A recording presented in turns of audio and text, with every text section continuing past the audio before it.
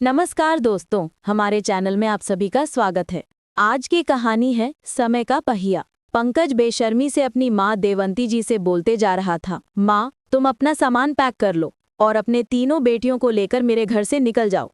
अब मैं तुम्हें अपने घर में नहीं रख सकता। बेटे की बात सुनकर देवंती जी स्तब्ध जैसी रह गई। आंखों में आंसू लिए हुए बोली, बेटा मैं इस उम्र में कहाँ जाऊंगी, और वो भी तीन तीन बड़ी बेटियों को लेकर। एक तुम ही तो मेरा सहारा हो, तुम्हारे अलावा मेरा इस दुनिया में है ही कौन। अगर तुम मुझे और अपनी बहनों को घर से निकाल देगा तो हम कहाँ जाएंगे। तभी देवंती जी की बात सुनकर अंदर से उनकी बहू प्रियंका भड़कती हुई बाहर आई। हमने ठेका नहीं रखा है तुम्हारा और तुम्हारी बेटियों का। तुम सब गांव के गवारों को अपने पास रहकर मुझे कितनी बेइज्जती सहन करनी पड़ती है ये मैं ही जानती हूँ। अब बिल्कुल नहीं सहूंगी। मैं हाईफाई सोसाइटी में रहती हूँ और मेरी सारी सहेलियां भी हाईफाई सोसाइटी की हैं। तुम लोगों की वजह से मैं उन्हें अपने घर भी नहीं बुला पाती हूँ। तुम लोगों को देखकर वो लोग मुझ पर हंसती हैं, इसीलिए निकल जाओ मेरे घर से। अब मुझे फ्री होकर जीने दो। बेटा वैसे भी तुमने हमें पीछे का ये कमरा दिया है। हम तो माँ बेटी वैसे भी तुम्हारे इतने बड़े घर में नहीं आते हैं। जैसा तुम लोग कहते हो हम उसी तरह से तो रहते हैं, फिर भी हमें घर से निकाल रहे हो। फिर देवंती जी अपने बेटे की तरफ देखते हुए बोली,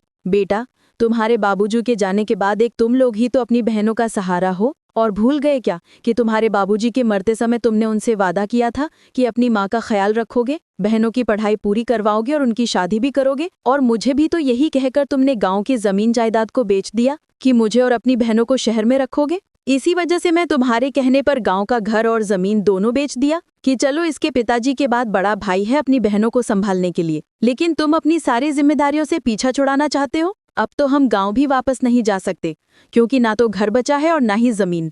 तभी बहू उनके कमरे से एक बैग में सारे कपड़े पैक करके उनके सामने फेंकते हुए बोली, पंकज अब तुम्हारी माँ इस घर में एक दिन भी अपनी बेटियों के साथ रुकी तो समझ लेना मैं इस घर को छोड़कर अपने मायके चली जाऊंगी और अपने डैडी से कह दूंगी कि अपने दामाद की जगह बिजनेस पार्टनर किसी और को बना लो। ये सुनकर पंकज घबरा गया और बोला, नहीं डार्लिंग, ऐसे कैसे तुम मायके चली जाओगी, मैं तुम्हें कहीं नहीं जाने दूंगा। पंकज ये बात अच्छी तरह से जानता था कि आज वो प्रियंका के पिताजी की वजह से ही इतने बड़े बंगले में खड़ा है। उनके बिजनेस में पार्टनर होने की वजह से ही बड़ी बड़ी गाड़ियां हैं।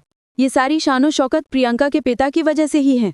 अगर प्रियंका मायके चली गई और उसके पिताजी मुझसे नाराज हो गए तो मेरा तो ऐशो आराम ही छिन जाएगा। यही सोचकर पंकज दरवाजे पर पड़े हुए बैग उठाकर माँ के हाथों में थमाते हुए बोला, माँ तुम्हें सुनाई नहीं दिया प्रियंका ने क्या कहा है, जो अभी भी घर की दहलीज पर खड़ी हुई हो। निकल जाओ अपनी बेटियों को लेकर यहाँ से। तभी देवंती जी की बड़ी बेटी नूतन, जिसकी उम्र 18 वर्ष थी, वो बोली, भैया आप माँ के साथ ऐसा व्यवहार नहीं कर सकते। बड़ा भाई तो पिता के समान होता है। बचपन में हम सभी लोग साथ में खेलते थे। मुझे तो अपने भाई पर इतना गुमान था, लेकिन आज आपके व्यवहार को देखकर मन बड़ा ही दुखी हो गया। मुझे तो लगा था कि पिताजी के जाने के बाद आप हम सबकी जिम्मेदारी बहुत अच्छे से निभाएंगे। तुमसे हम सबकी बहुत बड़ी उम्मीदें थीं। आज तुम्हारे पास सब कुछ है, इतना बड़ा बंगला, बड़ी गाड़ी, खूब सारा पैसा है, तो क्या अपनी बूढ़ी माँ और बहनों को नहीं रख सकते हो। तभी चिल्लाती हुई प्रियंका बोली, हाँ, तुम्हारे अकेली माँ होती तो घर के किसी कोने में रख भी लेते, पर पूरी की पूरी पलटन साथ में लेकर चलती है तुम्हारी माँ।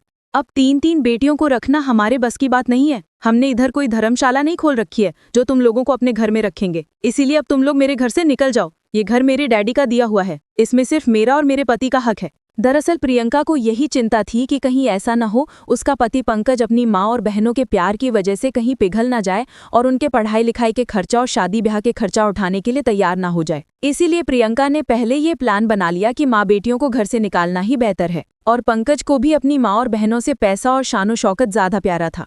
वो अपनी जिंदगी ऐशो आराम के लिए माँ और बहनों को छोड़ सकता था। थोड़ा बहुत पंकज अगर माँ की तरफ खिंचता भी तो प्रियंका उसे अपने डैडी की धमकी देकर अपनी बात मनवा लेती। वो अच्छी तरह से जानती थी कि पंकज को पैसे ज्यादा प्यारे हैं और अपनी बूढ़ी माँ और बहनों की वजह से वो अपनी लग्जरी लाइफ कभी नहीं छोड़ेगा। ये सब सोचते हुए वो फिर से बोली, माँ जी सुनाई नहीं देता है क्या, उठा लो अपना सामान और निकल जाओ मेरे घर से। तभी बड़ी नूतन बेटी बोली, भाभी अब आप एक भी शब्द मत बोलिएगा, बहुत बेइज्जती कर ली माँ की, और कुछ कहा तो मुझसे बुरा कोई नहीं होगा। ओह देखो तो सही तुम्हारी बहन के नखरे करे, गुरूर तो देखो, बोल तो ऐसे रहिए जैसे कहीं की महारानी हो। महारानी हो या नहीं, लेकिन आपकी फालतू की बातें अब नहीं सुनूंगी। जब तक आपके घर में रह रही थी तब तक हमने बहुत कुछ सहन किया था। तुम्हारे घर के सारे काम भी हम चारों माँ बेटियां ही करती थी, कुछ फोकट में नहीं रखती थी तुम हमें अपने घर में। अब इन्हीं कामों के लिए तुम्हें काम वाली बाई रखनी पड़ेगी, तब तुम्हें हमारी कीमत पता चलेगी। देख रहे हो अपनी बहन के तेवर, हाथ में एक पैसा नहीं है लेकिन अकड़ 7वें आसमान पर है। भाभी अकड़ नहीं बल्कि स्वाभिमान है। तभी देवंती जी बेटी को शांत कराते हुए बोली, बेटा शांत हो जा। शहर में आकर बेटा इतना बदल जाएगा, इसकी कभी हमने कल्पना भी नहीं की थी। अब बहू तो पराई थी, लेकिन बेटा भी पराया हो गया है, तो अब बिना रहकर हम यहाँ क्या करेंगे। ठीक है बेटा, तुम्हारे घर से जा रहे हैं। जाते जाते देवंती जी अपनी बहू से बोली, बहू तुम्हें जिस पैसों का इतना घमंड है ना, एक दिन देखना मेरी बेटियां तुम्हारा घमंड तोड़ देंगी, वो भी कामयाबी के मुकाम को छुएंगी, जिसकी कभी तुमने उम्मीद भी नहीं की होगी। देवंती जी की बात सुनकर बहू हंसने लगी और बोली, हाँ, क्या आता है तुम्हारी बेटियों को, झाड़ू पोछा करने के सिवा तो उन्हें कुछ आता नहीं है। किसी के घर में जाकर बस यही कर सकती हैं वो, इससे ज्यादा कुछ नहीं। चली मेरी बराबरी करने। कहते हुए प्रियंका ने देवंती जी को उनकी बेटियों को धक्का दे दिया और बोली, पलटकर दोबारा मेरे घर में कभी मत आना। देवंती जी बेटे की तरफ बड़ी आशा से देख रही थी, पर बेटा भी चुपचाप सर झुकाकर घर के अंदर चला गया। बेटे का व्यवहार देवंती जी को खाए जा रहा था, लेकिन कर भी क्या सकती थी। तीनों बेटियों को लेकर देवंती जी वहां से चल दी और थोड़ी दूर जाकर सड़क के किनारे एक पेड़ के नीचे बैठ गई।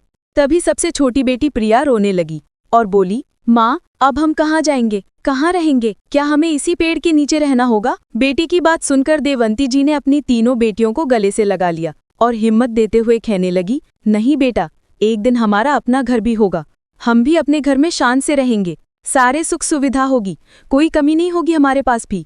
बस कुछ दिनों की मुसीबत है और हमें इससे पार करना है।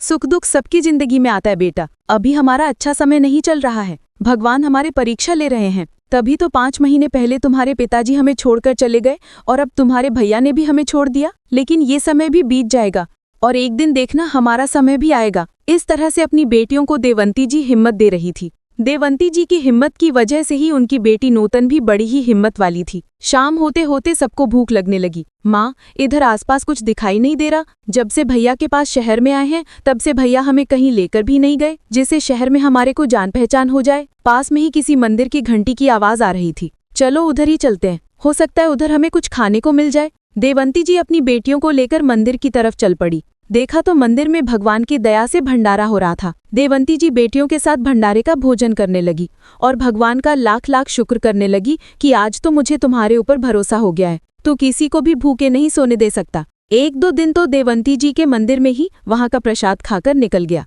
लेकिन फिर वो अपनी बेटियों से बोली कि बेटा हम इस तरह से ज्यादा दिन तक नहीं रह सकते, हमें कुछ तो करना पड़ेगा, अपने लिए कुछ काम ढूंढना होगा, तभी हम पैसे कमा पाएंगे और अपने लिए एक छत ले पाएंगे और मेहनत से ही 2 वक्त का खाना खा पाएंगे। लेकिन माँ हमारे हाथ में तो 1 पैसा भी नहीं है और बिना पैसे के हम कुछ कर नहीं पाएंगे। तो बड़ी बेटी नूतन ने कहा, तो देवंती जी ने अपने कानों के छोटे छोटे कुंडल को उतारते हुए नूतन को देते हुए कहा और बोली कि बेटा हमें सोने के कुंडल को बेच देंगे, पर माँ हमें तो पता भी नहीं है कि हम इनको कहाँ बेचेंगे। तभी मंदिर की सीढ़ियों से उतरते हुए एक सेठ सेठानी उन्हें दिखाई दिए। देवंती जी उनके पास गई और हाथ जोड़कर बोली, आप मुझे बड़े ही धनी व्यक्ति लग रहे हैं, मुझे पैसों की बहुत जरूरत है, आप मेरे सोने के कुंडल ले लीजिए, खरे सोने के हैं, चाहे तो आप इनको चेक भी करवा सकते हैं और इसके बदले में जितनी भी कीमत आपको ठीक लगे वो मुझे दे देना, क्योंकि मुझे पैसों की बहुत जरूरत है। वो सेठ सेठानी बहुत ही भले लोग थे। वो कहने लगे, तुम कुंडल क्यों बेच रही हो? बस कुछ मजबूरी है साहब, 3 बेटियों की जिम्मेदारी है, इसीलिए बेचने पड़ रहे हैं।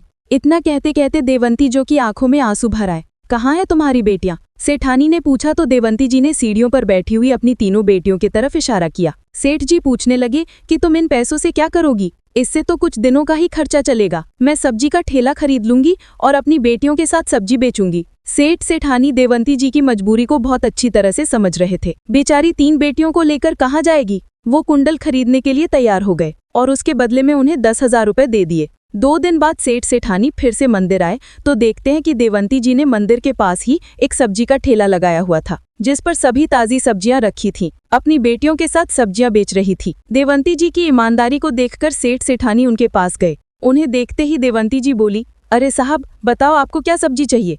आपने हमारे ऊपर इतने एहसान किए हैं, हम आपको ऐसे ही सब्जी दे देंगे। नहीं, हम सब्जी लेने नहीं आए हैं, बल्कि तुमसे कुछ कहने आए हैं। अगर तुम बुरा ना मानो तो अपनी बेटियों के साथ मेरे घर में जाकर रह सकती हो। दरअसल हम दोनों पति पत्नी बहुत बड़े घर में अकेले रहते हैं, हमारी कोई संतान भी नहीं है। शादी को पूरे 30 वर्ष हो गए हैं, खाली घर काटने को दौड़ता है। घर में पैसों की कोई कमी नहीं है, लेकिन घर में ना तो कोई बात करने वाला है और ना ही कोई अपना है। तुम्हें हमारी जरूरत है और मैं भी चाहता हूँ कि तुम्हारे जैसे ईमानदार लोग मेरे घर में आकर रहे। साहब, मैं बिना कुछ कामधाम किए आपके घर में फोकट में नहीं रह सकती। अगर आपके घर में कुछ कामधाम हो और आप मुझे काम के बदले पैसे देंगे तो हम आपके घर में जरूर आकर रहेंगे। ये सुनकर सेठ सेठानी खुश हो गए कि सच में देवंती जी और उनकी बेटियां बहुत ही ईमानदार और स्वाभिमानी हैं। उन्होंने कहा कि मेरा घर बहुत बड़ा है और बहुत सारे काम भी हैं। हमारा रसोईया काम छोड़कर चला गया है। अगर तुम खाना बनाने का और साफ सफाई का काम कर सकती हो तो मेरे घर में आकर रह सकती हो। बहुत सोच विचार करने के बाद देवंती जी अपनी बेटियों से सलाह मशवरा करने लगी तो उनकी बेटी नूतन बोली कि माँ, हमें काम भी मिल रहा है और रहने के लिए छत भी मिल रही है, तो अच्छा है कि हम सेठ जी के घर चलते हैं। बेटियों से बात करके देवंती जी ने सेठ जी से बोल दिया कि ठीक है सेठ जी, आज तो नहीं आ पाएंगे, कल से हम आपके घर आ जाएंगे। आप बता देना हमें कहाँ आना है। ठीक है, हम आपको कल ही लेने आ जाएंगे। इतना कहकर सेठ सेठानी अपने घर के लिए चले गए। उनके जाते ही देवंती जी के बेटे बहू मंदिर में आए। तभी उसकी नजर देवंती जी और उसके ठेले पर गई। सब्जी बेचते देखा। पहले तो उनकी बहू प्रियंका ठहाका लगाकर हंसने लगी, फिर कहने लगी, मैंने कहा था ना, तो माँ बेटी की यही औकात है, या तो किसी के